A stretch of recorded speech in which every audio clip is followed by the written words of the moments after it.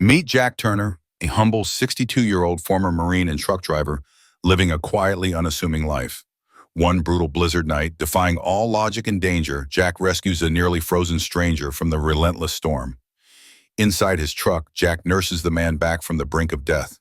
As morning light penetrates the snow, the stranger reveals his shocking identity, Admiral Charles Whitaker of the U.S. Navy. Jack drops the Admiral off, thinking his extraordinary act is complete. But the sources hint this quiet heroism has ignited a chain of events that will irrevocably change Jack's unnoticed world. If Jack Turner's story of quiet courage inspired you, please like this video and subscribe to my channel for more unforgettable tales of everyday heroism. Don't forget to ring the bell to stay updated. Your support helps us share these vital stories and reminds us that simple decency truly holds our world together. Jack Turner had heard the warning crackle through the CB radio. "Just leave him out there. The storm's too dangerous." The voice was hard, flat, laced with the cold practicality that sometimes passed for wisdom on the road. But Jack didn't listen. He couldn't. Something in him refused to let that be the end of it. Without a word, he grabbed his heavy winter coat, swung open the creaking door of his truck, and stepped straight into the chaos of the blizzard. The wind screamed around him like a living thing, its icy fingers clawing at his face, the snow battering his body as if trying to drive him back. But Jack pushed forward, boots sinking deep into drifts that reached his knees. Minutes stretched into what felt like hours as he stumbled through the white void, his breath ragged and steaming in the freezing air. Then, just barely, he spotted the collapsed shape in the snow, a man nearly frozen. Jack didn't hesitate.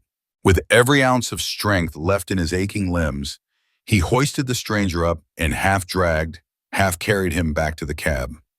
There, in the warmth of the truck, he wrapped the man in every spare blanket he could find. No words were exchanged.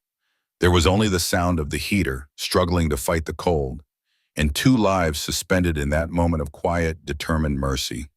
By the time morning came, Jack figured that was the end of it. A good deed done. Nothing more.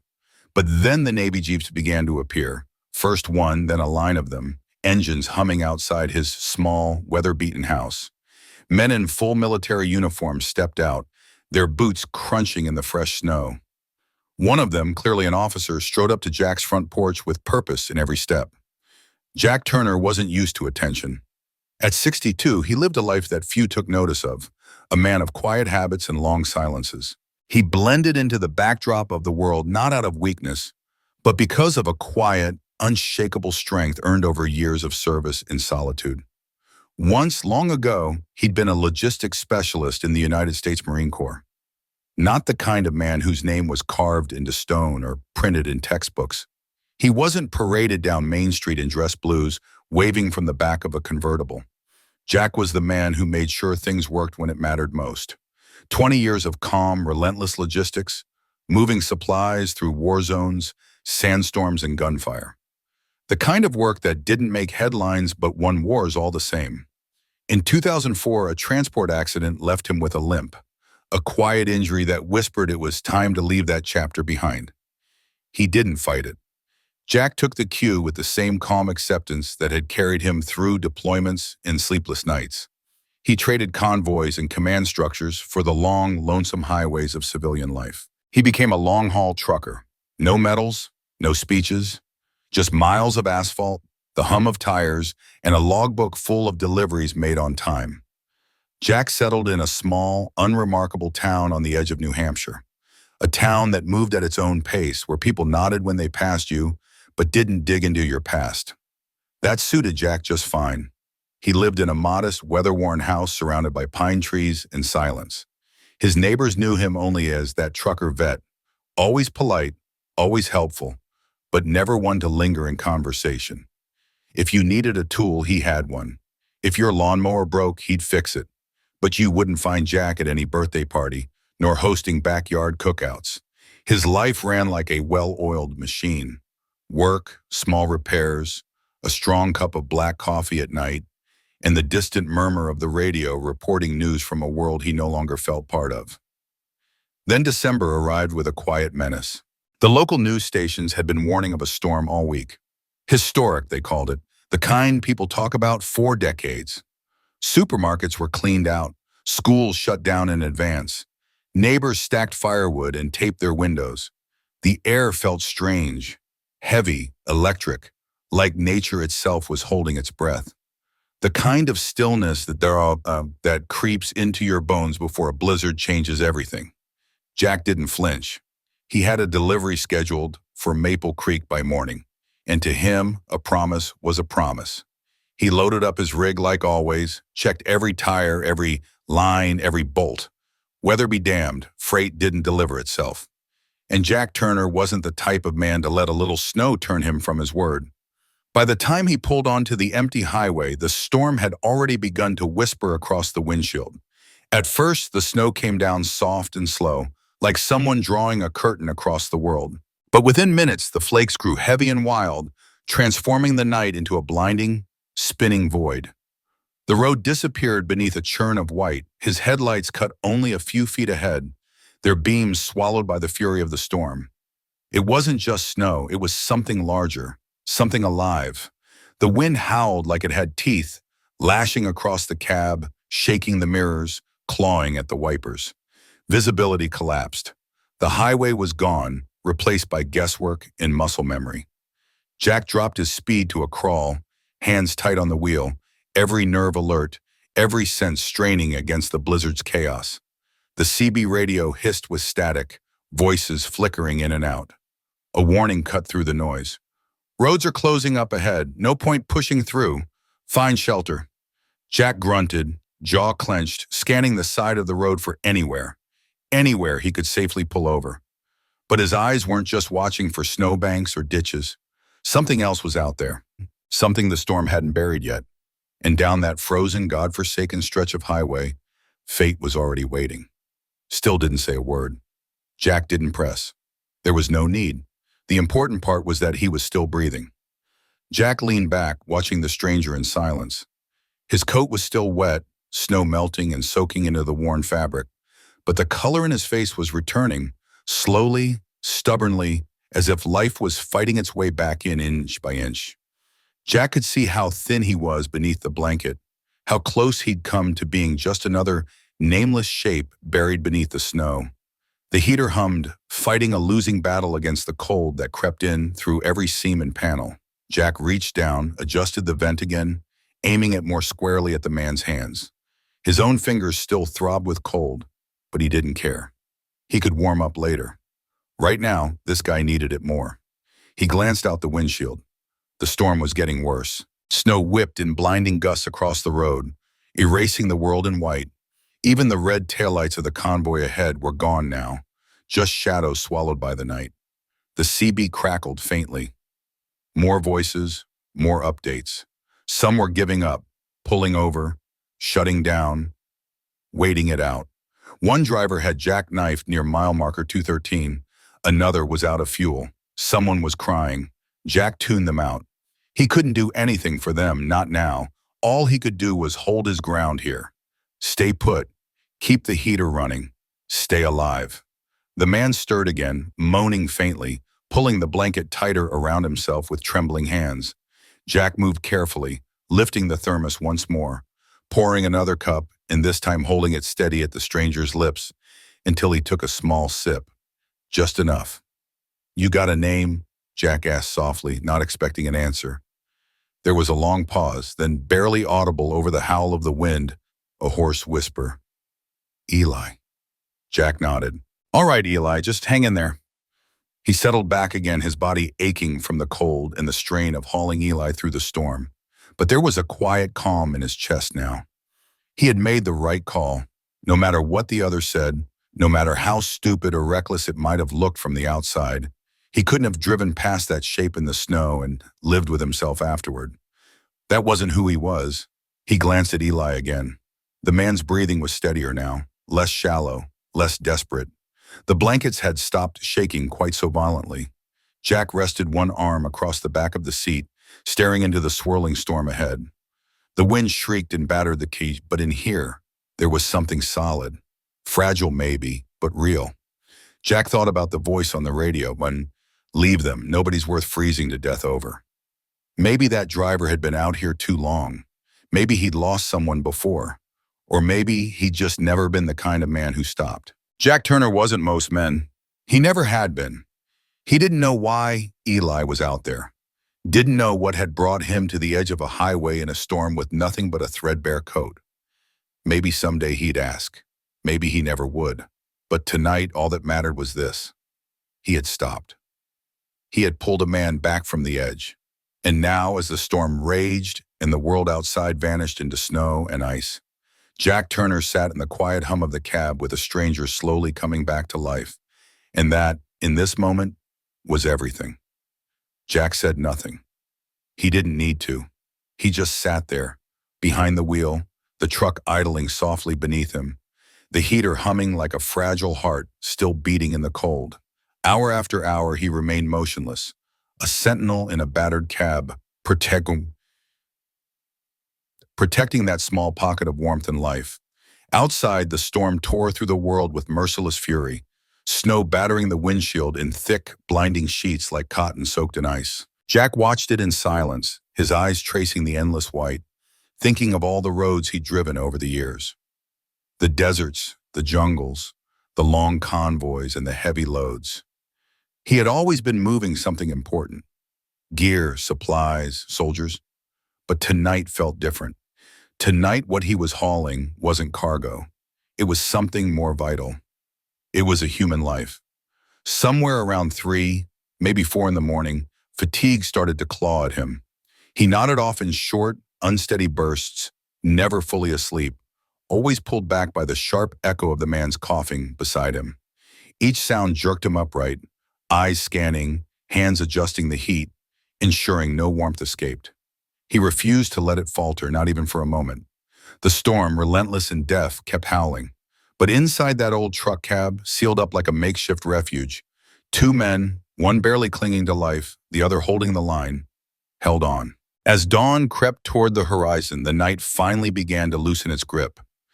The first hints of morning, dim, gray light, filtered in through the snow-caked glass.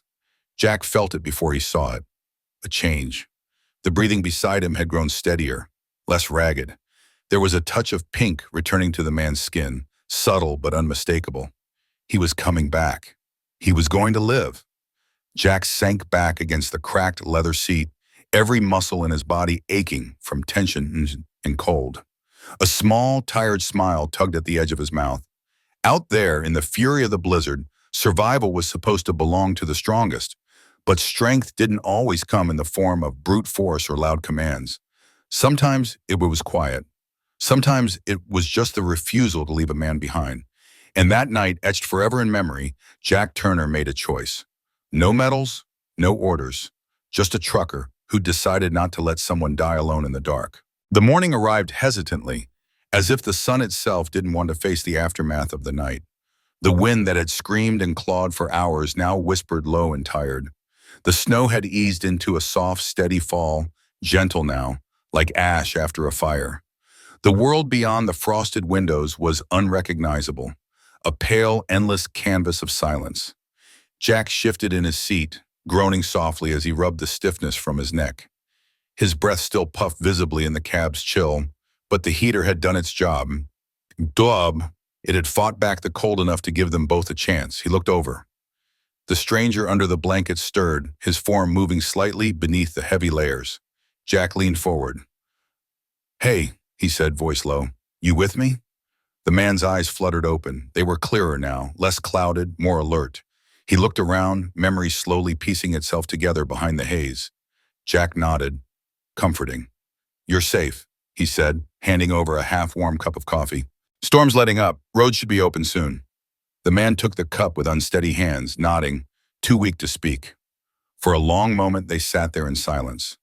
2 people in a metal shell of survival, sharing the quiet stillness that came after chaos. Then, with hands that trembled from cold and exhaustion, the man slowly reached into his coat. His fingers moved stiffly, awkwardly, but he managed to pull out a small metal card from an inner pocket. Wordlessly, he held it out. Jack took it and wiped away the frost with his sleeve.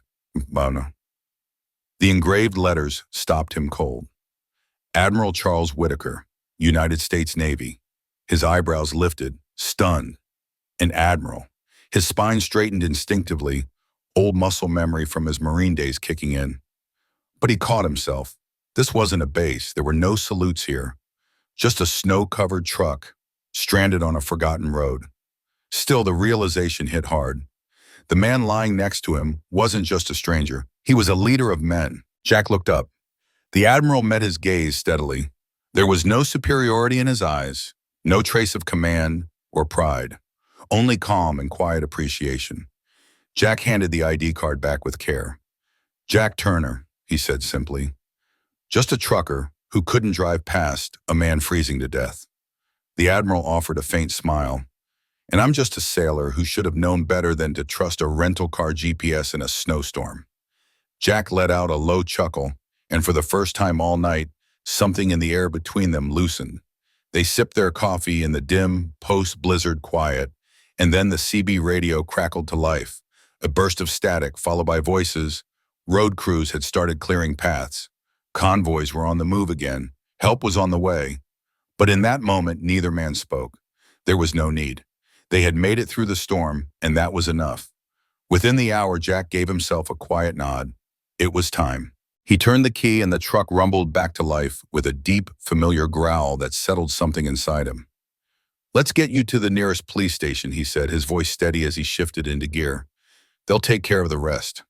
The admiral didn't offer orders or objections, just a silent, steady look. That was enough.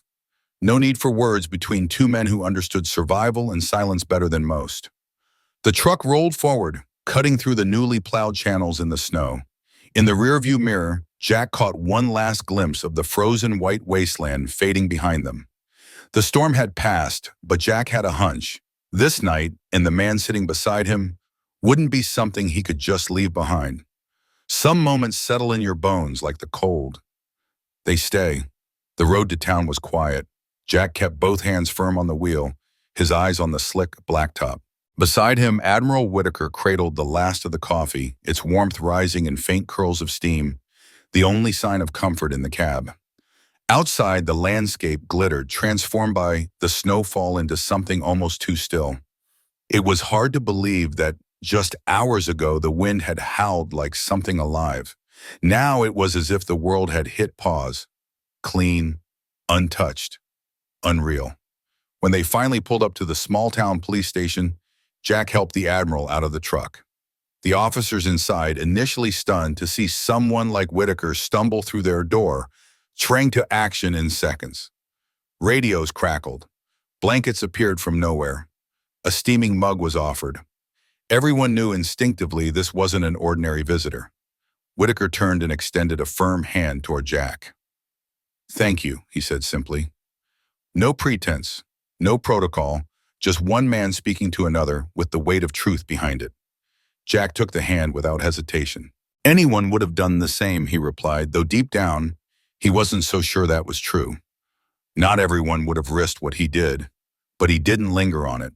With a slight nod and a tug of his cap, Jack turned and headed back to his truck. His delivery route still waited, and Jack Turner wasn't one to leave a job unfinished. By evening, the cargo had been unloaded at a modest warehouse in Maple Creek. The papers were signed, the work done. He hosed the salt and grime from beneath the truck, watched the dirty runoff vanish into the slush, then made his way home. His quiet street in New Hampshire hadn't changed. The same crooked mailbox, the same sagging front porch. He parked the rig, locked it up, and limped toward the steps of his weathered gray house. Everything was right where he'd left it. The storm had passed, and life, it seemed, had resumed its usual rhythm. He didn't mention the Admiral to anyone. Not to neighbors, not on the internet, not even in a text to his old Marine buddies. In Jack's mind, he had done what needed to be done. Nothing more, nothing less. No medals, no headlines, just another long night in a life built on quiet acts no one ever noticed.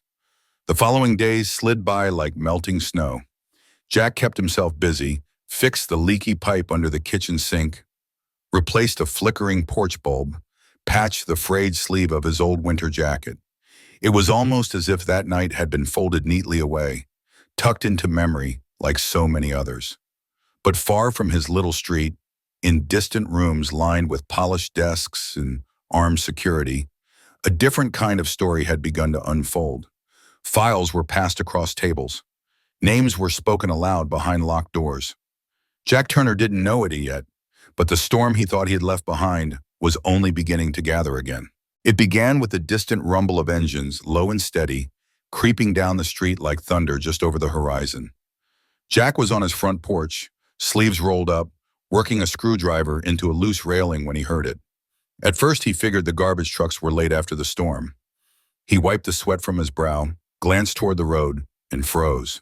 6 Navy Jeeps, gleaming and immaculate, turned in tight formation onto his narrow street, tires crunching softly over the remaining slush. Curtains twitched across the block. Mrs. Donnelly, who lived across the way, stepped onto her porch with her coffee, the mug forgotten in her grip as she stared. Kids pressed their faces to frosty windows. The air was too still. The convoy rolled to a stop in front of Jack's humble gray house. Doors opened with military precision.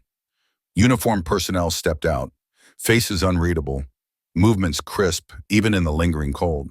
And at the head of them all stood a young officer in full dress blues, eyes locked on Jack, as if they already knew who he was. The clipboard was tucked neatly beneath the officer's arm as he strode up to Jack Turner's front gate. With a sharp snap, he raised his hand in a flawless salute.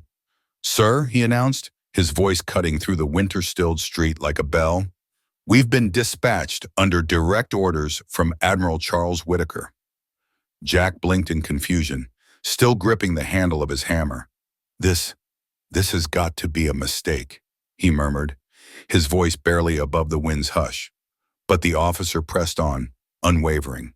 "Admiral Whitaker has specifically instructed us to carry out urgent repairs to your property, namely the heating system, roofing, and overall structural integrity, effective immediately."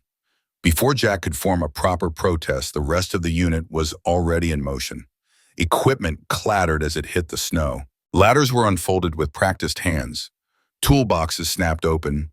Engineers moved with silent coordination, their motions efficient and exact. Within moments, Jack's quiet street was no longer quiet. Curious neighbors emerged one by one from their houses, their Midwestern restraint no match for the sight of uniformed Navy personnel swarming Jack Turner's old home. Jack stepped off his porch, boots crunching on the frozen ground. He raised a hand, trying to stall the surge. "Hold on now," he called out, voice gravelly and unsure. "I don't need all this." The officer looked at him with a gentle, steady expression and offered a small smile. "Sir, with all due respect, Admiral Whitaker made himself very clear. His exact words were, 'This man saved my life when no one else would. The Navy takes care of its own, and anyone who helps one of ours becomes one of ours.'" Jack opened his mouth to argue, but nothing came out. What could he possibly say to that?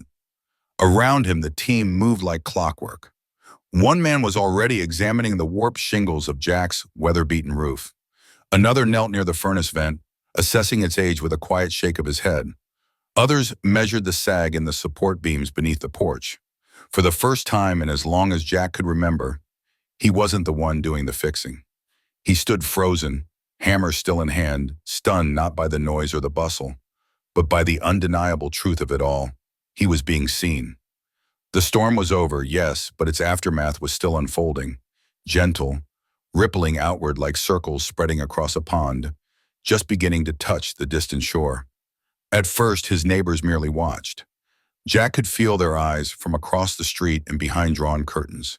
People who had nodded in passing but never stopped to chat now lingered on their porches, craning their necks, whispering behind gloved hands. The quiet, tight-lipped rhythm of small-town life had been upended, and word traveled fast. Something remarkable was happening at Jack Turner's house. By the second day, curiosity overpowered caution. Mrs. Donnelly, who had barely exchanged more than 5 sentences with Jack in the past decade, shuffled up his walkway with a steaming plate of cinnamon rolls. "Thought you could use something warm," she said with a hesitant smile, cheeks flushed from the cold, or maybe something else. Jack, caught completely off guard, accepted the plate with a soft, almost mumbled, "Thank you," unsure what else to say.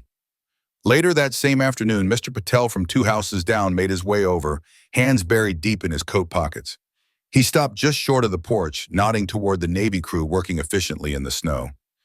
"Didn't know we had a real hero living among us," he said, voice rough with emotion he didn't quite name. Jack let out a low chuckle. "I'm no hero," he said. "He just did what anyone should do." But the truth, unspoken and undeniable, was that Jack had never quite felt part of the town. He'd kept to himself, content, or so he believed, in the quiet company of solitude. And yet now, as faces began to appear at his fence line, as greetings replaced glances, something deep inside him began to shift. Something warm. Kids slowed down as they pedaled past his house, no longer in a rush. They whispered in amazement at the scene. Grown men in uniform, hammers flying, power tools buzzing. A few of them even gathered the courage to wave. When Jack waved back, their faces lit up like Christmas lights. One little boy, no older than 8, skidded to a halt on his scooter, stared up at him wide-eyed, and asked, "Sir, are you like a secret agent or something?" Jack laughed, really laughed, for the first time in years. "Not quite," he said, reaching down to tousle the boy's knit cap. "Just an old truck driver who lent a hand when it counted." But to the boy, that was more than enough. He smiled so wide it looked like his face might burst. And the ripple didn't stop at the edge of Jack's block. Word spread farther. At the grocery store, where the clerks had always kept things strictly transactional, someone greeted him by name. The cashier at the hardware store slipped a torn piece of receipt paper into his bag, a hastily written thank you note scrawled in pen. Even the local VFW chapter, the one Jack had always felt too awkward, too out of place to join, reached out to him personally. The call was brief, the voice on the line warm but direct. "We'd be honored to have you at our next meeting," said the commander. No pretense, no pomp, just quiet, simple recognition. Jack stared at the phone for a long moment after hanging up. His hand rested on the receiver, unmoving, as something deep inside him shifted. Something he hadn't even realized had been weighing him down. It was as though a hidden burden, built quietly over the years, had just begun to lift. He had spent so much time convincing himself that his quiet, uneventful life meant he had been overlooked, forgotten, lost somewhere in the background of a fast-moving world. But now, unexpectedly, and in ways he hadn't dared hope for, the very community he assumed had never seen him was reaching out, drawing him in. And Jack Turner, after so many years of solitude, found himself moving toward them, one small step at a time. 3 days after the Navy teams had packed up and left, Jack discovered a small envelope tucked beneath his front door. It was plain, unassuming, no postage, no markings besides his name written neatly across the front. Someone had delivered it by hand. Inside was a simple card bearing a short message. "You are respectfully requested to attend the VFW Hall this Friday at 6 p.m. No further explanation. No hint as to why. He nearly threw it away. Formal events had never been his scene. He wasn't the kind of man who thrived on attention or ceremonies. Speeches made him uncomfortable, and he certainly didn't see himself as anyone deserving of a tribute. But something about that note, about the care in the handwriting, about the quiet dignity in the choice of words, held him there. It wasn't flashy, it was sincere, and that was what pulled him in. So on Friday evening, Jack found himself standing at the entrance of the VFW Hall, its warm wooden walls glowing softly beneath flags that had weathered both war and peace. The room was full, veterans old and young, families, neighbors, they were all there. And as Jack stepped inside, a hush fell over the gathering. All heads turned toward him. The looks on their faces made his chest tighten. There was no fanfare, no music, just eyes filled with something deeper than recognition. Respect. At the front of the room stood Admiral Charles Whitaker, posture still straight and commanding like a man born to lead ships across oceans. But now, as he looked at Jack, there was no formality in his gaze, only warmth. He stepped forward with a wooden plaque cradled in both hands. It was simple, solid, unadorned by glitter or ribbons. Carved into its surface were the words, "Veteran Shelter, honored by honor itself." The Admiral's voice, steady and unwavering, filled the quiet room. "Jack Turner reminded us that the true measure of a man isn't found in the medals he wears," he said, but in the moments he chooses to act, especially when no one's watching. He extended the plaque toward Jack with both hands, the gesture itself heavy with meaning. Jack took it slowly, almost reluctantly, and cleared his throat as emotion rose suddenly and uninvited. He didn't speak. No speech followed. No long recollection of events or declarations of pride. Just a quiet nod, a rough handshake, and a few words spoken low and awkward. Just did what needed doing. The room didn't break into cheers. There was no applause. Instead, every person there, young and old, rose to their feet. No one shouted. No one clapped. They stood silently, heads high, then bowed in a collective moment of quiet acknowledgement.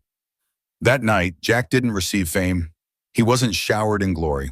What he received was something infinitely rarer. He was given belonging, the kind of belonging that can't be bought or demanded, only earned through quiet, steady acts of decency, the kind that ask nothing in return, through the simple bravery of stepping into a storm so someone else can come back alive. In today's world, where the news cycle races from one explosion to the next, where noise drowns out meaning and drama masks truth, it's easy to forget what real heroism looks like. It doesn't always shout. Sometimes it barely speaks. Jack Turner didn't risk his life to rescue an admiral because he wanted praise or recognition. He did it because he believed, perhaps without even realizing how deeply, that decency still matters. That ordinary, stubborn, everyday goodness is the invisible thread holding together our neighborhoods, our country, and maybe even our humanity. And the storms we face today, they don't always come with snow or thunder. Sometimes they're quieter. Sometimes they come in the form of a choice, a split second when we could step forward or stay safely where we are. The warmth of our own lives is always easier, but the world changes in those quiet moments when someone chooses to help anyway. How many people still stop for a stranger? How often do we act because it's right, not because it's seen or rewarded? Maybe that's the lesson Jack left behind. That unseen courage, uncelebrated kindness, the kind done when no one is watching. It still matters. It always has, and maybe it always will.